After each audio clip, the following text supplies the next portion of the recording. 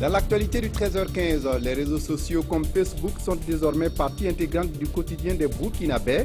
Mais attention, Facebook n'est pas une zone de non-droit. Le contentieux qui découle de son utilisation sont passibles de peine depuis 2004. On en parle dans ce journal.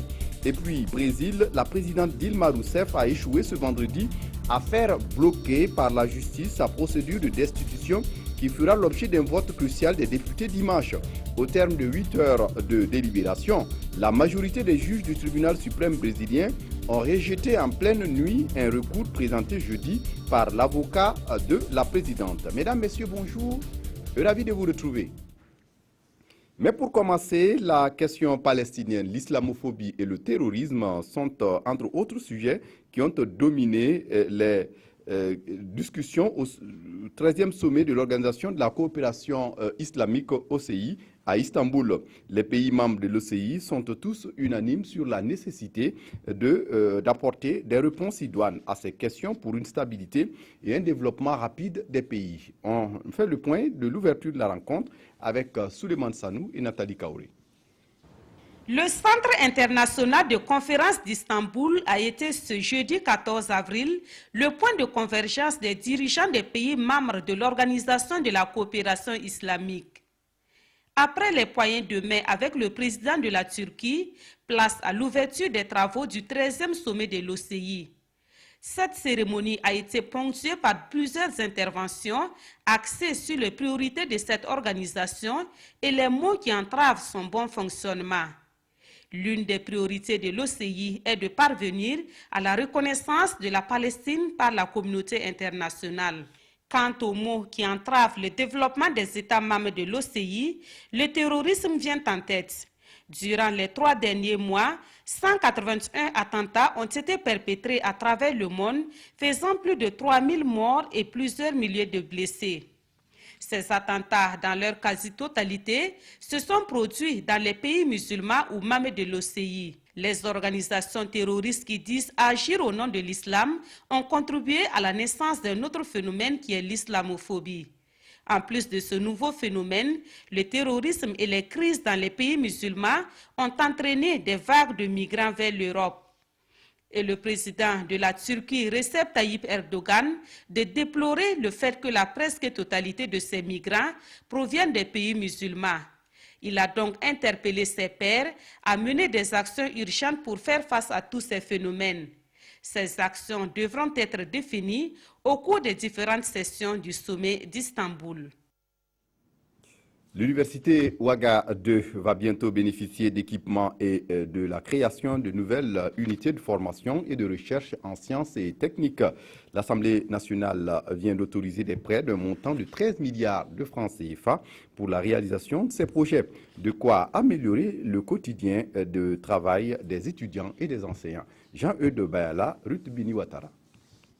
Sur la table du président de l'Assemblée nationale, 2 projets de loi portant autorisation de ratification de 2 accords de prêt pour le financement du projet de construction et d'équipement d'une unité de formation et de recherche en sciences et techniques et d'une cité universitaire à l'université Ouaga 2. Il s'agit de réaliser une faculté des sciences et techniques et également une grande cité, je crois, de 1500 lits.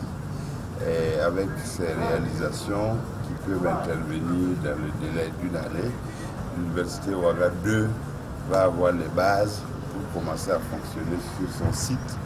Après examen et synthèse des 2 rapports par la Commission des affaires étrangères et des Burkinabés de l'étranger et avis de la Commission de l'éducation, les députés se sont adressés au ministre de l'Enseignement.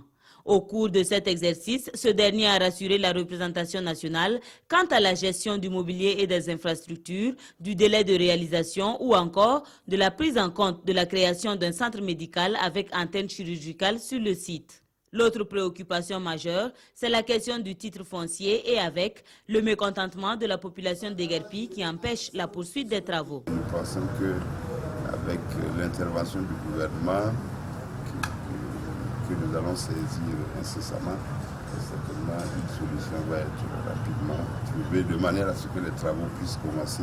Par ces ratifications faites à l'unanimité des 109 votants, le Parlement donne quitus au gouvernement pour disposer de près de 13 milliards de francs CFA. Je vous le disais en titre, les réseaux sociaux comme Facebook sont désormais partie intégrante du quotidien des Burkinabés. Dans les villes où la connexion est accessible, les internautes les utilisent à leur guise. Si les plus prudents prennent leurs précautions, d'autres par contre en font à leur guise, surtout en étalant la vie privée, leur vie privée, mais aussi celle des autres. Il existe cependant des textes qui encadrent ces nouvelles technologies. On fait le point avec Viviane Tiendrebego. Ils sont jeunes, mais leur connaissance des réseaux sociaux est grande. Facebook, Viber, Snapchat, WhatsApp. Je me connecte 2 fois par semaine. À côté de ces élèves qui ont un accès réglementé à Internet, d'autres, les jeunes surtout, sont tout le temps connectés avec leur téléphone portable. Je publie des choses très importantes qui ne me seront pas nuisibles à long terme. Par exemple, je ne peux pas me mettre nue et puis prendre une photo mettre sur Facebook quand même. De temps en temps, je vais sur Facebook, mais c'est un truc que j'évite. Et quand tu grandis à un certain moment, il faut vraiment éviter Facebook et puis le reste. Parce que d'ici là que tu commences à faire la politique, et pour nuire à ton image, on va retrouver des images que tu avais mis en place depuis ta jeunesse, c'est pas intéressant. Pour utiliser les réseaux sociaux, il faut prendre certaines précautions. Lorsque vous voulez utiliser Internet ou un réseau social en particulier, il faut lire les clauses de confidentialité. Il faut correctement les lire et puis faire attention à ce que nous publions. Au-delà même des photographies des personnes qui nous sont proches que nous pouvons publier et puis ne pas avoir de problème. Lorsque nous publions une photo sur laquelle nous n'apparaissons pas seuls, il vous faut une autorisation express de la personne dont vous publiez la photographie, sinon vous tombez sous le coup de la loi pénale, soit de l'atteinte à l'intimité de la vie privée, ou soit sous le coup de l'atteinte à la considération ou à l'honneur des personnes, en fonction de ce que vous aurez dit comme commentaire ou légende en dessous de la photo. Depuis 2004, le législateur a renforcé les mesures de protection des données à caractère personnel. Les peines ont été renforcées. En ce moment, vous pouvez même avoir une condamnation pénale de 5 ans, plus des amendes ainsi que les confiscations des objets ou des outils que vous avez utilisés pour publier ces images-là, tout comme ça peut aller jusqu'à des restrictions de l'utilisation de ces réseaux sociaux-là. Les réseaux sociaux permettent d'élargir le cercle des connaissances de leurs utilisateurs à condition de bien les utiliser. Les gouverneurs de région et les hauts-commissaires de province à l'école du contentieux électoral, ils sont en formation à Koudougou depuis hier. Ils vont revoir, entre autres, la procédure de mise en place des exécutifs locaux. L'objectif de la rencontre est de mieux permettre à ces polices électorales de jouer leur rôle dans les circonscriptions. Aimé Solange Guigma. Eux, ce sont des chefs de circonscription administrative. Ils sont appelés lors des élections locales à participer en amont du scrutin à la validation des candidatures et en aval à la mise en place des exécutifs locaux. Pour qu'ils puissent tenir convenablement leur rôle, le ministère en charge de l'administration territoriale a initié cette formation de remise à niveau. Ces chefs de circonscription ont 2 jours pour s'approprier le guide d'installation des exécutifs locaux. Nous avons élaboré ensemble un guide qui permet à chaque haut-commissaire, à chaque préfet de département et à chaque gouverneur de région de suivre tout le processus conduisant à la mise en place de l'exécutif local. Et dans un second temps, nous avons passé en revue le module portant sur le contentieux de l'élection des exécutifs locaux pour voir ensemble quels sont les points critiques, notamment en matière de quorum, en matière de modalité de convocation, en matière d'appréciation de la notion de majorité absolue, pour faire en sorte qu'en tout cas il y ait le moins de contentieux possible et que même s'il y a lieu, que le juge puisse constater que cela s'est fait conformément à la législation. L'objectif est de relever le défi des municipales dans un climat apaisé. Il est donc attendu de ces gouverneurs et hauts commissaires du professionnalisme, de la rigueur et de la proactivité dans l'exécution de leurs tâches, de sorte à ne permettre aucun couac susceptible de remettre en cause la légitimité des élections locales. Vous le savez déjà, le Burkina Faso abandonne la culture du coton transgénique. Les producteurs sont amenés pour cette campagne 2016-2017 à retourner au coton conventionnel. Le directeur général de la Sofitex était à Banfoura et à Bobo Dioulasso pour expliquer la mesure et encourager les cotonculteurs. Karim Sissé. À Banfoura, tout comme à Bobo Dioulasso, le message du directeur général de la Sofitex est clair. Pour la campagne cotonnière 2016-2017, il faut 100% de coton conventionnel. Et pour relever ce défi, il faut l'engagement de tous les acteurs de la filière. La nationale des fibres textiles jouera sa partition. Il s'agit d'abord de la semence, l'accélération des mises en place des semences de coton conventionnel. Il s'agit également des mises en place d'intrants, il s'agit des mises en place d'insecticides. Et là, nous avons fait des commandes complémentaires. Nous avons également indiqué aux producteurs que nous avons commandé des appareils de traitement qui leur permettront d'être en confort par rapport donc à la protection phytosanitaire du cotonnier. Lors de ces rencontres, les travailleurs de la Sofitex et les producteurs de l'or blanc de ces deux régions cotonnières ont marqué leur adhésion à ce retour au coton conventionnel. C'est quelque chose que tu ne gagnes pas, des bénéfices dont tu ne peux pas continuer à le produire. On a 100% accepté son message. La culture de consommation, tout le monde est content à le faire. Parce que c'est un problème, c'est un travail qu'on le faisait avant. Il suffit de suivre les itinéraires techniques. Il est prévu une production de 90 000 tonnes dans la région cotonnière de Banfoura et de 105 000 tonnes dans celle de Bobo Dioulasso au titre de la campagne 2016-2017. On revient sur les journées promotionnelles du maraîcher du Nord à Waiguia. C'était le 9 et 10 avril dernier. Des rencontres d'échange, mais aussi des opportunités d'affaires. Le secteur génère plus de 4 milliards de francs CFA. Alain Sawadogo, sur place à Waiguia. 48% de la production nationale de la pomme de terre et 20% pour celle de la carotte sont livrés par la région du Nord selon les statistiques du ministère de l'Agriculture. C'est donc pour rendre plus dynamique ce secteur maraîcher et trouver des solutions à leurs difficultés que les producteurs de la région ont initié ces journées promotionnelles. On transforme le moringa, des biscuits, des thés, et il y a la poudre. On fait l'huile de moringa et on transforme le savon aussi. On a toujours eu des difficultés parce qu'en transformant, et si tu n'as pas assez de matériel pour transformer, des fois on reçoit des commandes, on n'arrive pas à satisfaire. Il y a le matériel et il y a la formation. Je mets l'accent sur la formation. Chaque filière quand même doit avoir une stratégie de formation pour ses productrices, producteurs. Parce que là, ce sont les femmes qui produisent plus dans le Yatenga.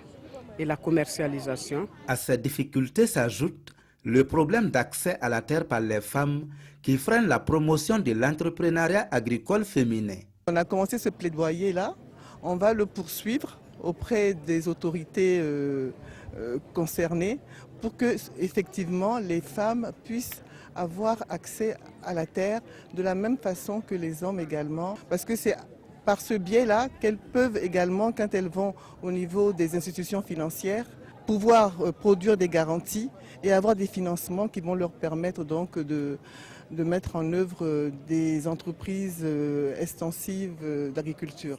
Malgré les difficultés, les producteurs ont su tirer leur épingle du jeu.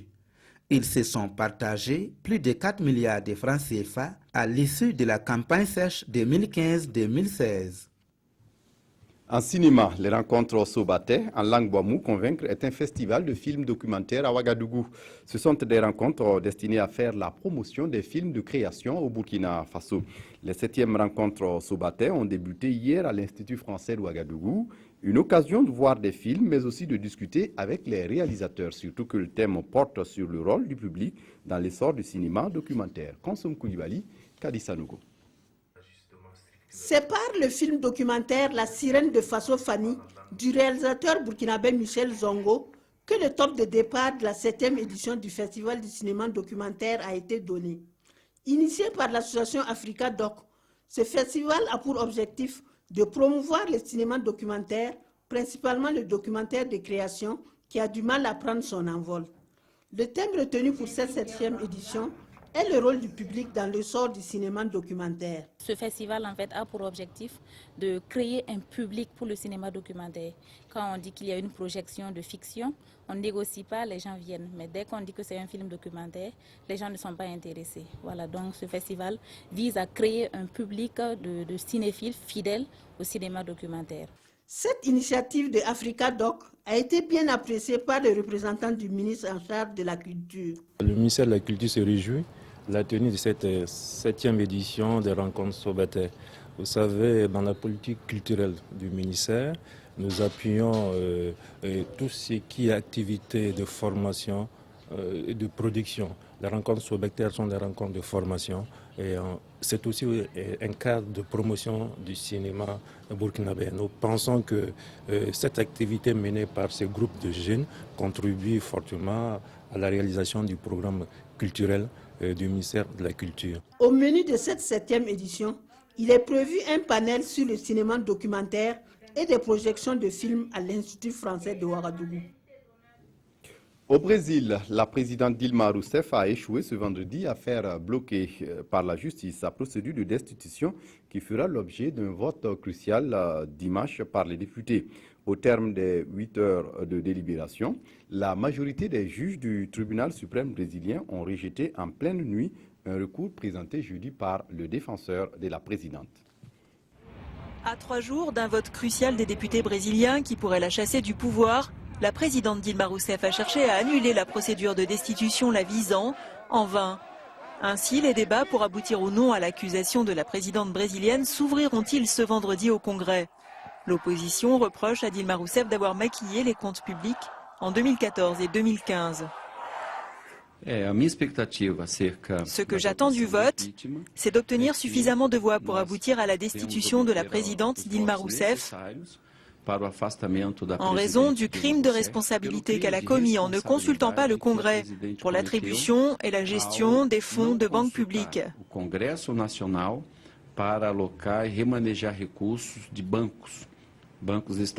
Si la présidente est confrontée depuis mardi à une série de défections au sein de sa coalition, ceux qui la soutiennent font état de l'illégalité de la procédure. Il y a 2 éléments qui nous permettent de penser que nous sommes face à un coup d'État constitutionnel. Le premier, c'est qu'il n'y avait pas de base légale pour enclencher le processus. Deuxièmement, au Brésil, on peut lancer une procédure de destitution du président seulement si un crime de responsabilité est établi. Or, aucun élément ne permet de dire que la présidente était de mauvaise foi ou avait l'intention de commettre un crime. Dilma Rousseff, quant à elle, nie avoir commis un quelconque crime de responsabilité et pointe une manœuvre de l'opposition. L'opposition qui, selon un sondage du journal en ligne Estado de São Paulo, obtiendrait les 2/3 des votes requis pour la destitution de Dilma Rousseff. Et pour terminer, les 100 jours du président Kaboré, les populations affectées par la construction de l'aéroport de Dossin qui laisse éclater leur colère et les espoirs présidentiables de Yacouba Isaac Zida qui s'envolent sont les sujets phares des quotidiens ce vendredi. On revoit tout cela avec Abdourahmane Zongo. Que s'est-il passé au village de Bala situé à un jet de pierre de Bobo-Dioulasso? Le quotidien commente des faits troublants, voire surréalistes, qui se sont produits dans la nuit du 9 avril, où une fillette de moins de 15 ans a été violée par 4 garçons. Ce quatuor a été pris dans la nasse des Pandores et ne dort plus, sinon médite sur son sort actuellement. Le quotidien, qui sur un tout autre registre, fait écho du mécontentement des habitants de 9 villages affectés par le projet de l'aéroport de Dossin. Ils ont battu le pavé ce jeudi pour exiger le respect des engagements pris par la maîtrise d'ouvrage. Nous n'avons plus de champs, de cimetières, ni d'espace pour l'élevage, se plaint un habitant. En politique, le cadre d'expression démocratique à son tour après l'opposition interpelle le président du Faso, je cite, à se défaire des positions cavalières de certains de ses proches, relate le quotidien Le Soir. Pendant ce temps, les éditions Le Pays fixent l'attention sur l'ancien Premier ministre par un questionnement, un rêve présidentiel brisé. Notre confrère, citant le journal Le Monde, révèle, je cite, « C'est par un SMS courtois mais ferme que le président burkinabé a demandé à l'ancien Premier ministre de la Transition de rentrer au pays au terme de sa permission échue le 19 février. Zida, toujours selon le journal français et rapporté par le pays, avait prévu, je cite, « revenir aux affaires par les urnes en 2020 ». Coup de théâtre, conclut le journal français. Il est cité également dans plusieurs affaires. C'est tout pour ce journal. Merci de votre attention. Très bonne suite du programme sur la RTB. Au revoir.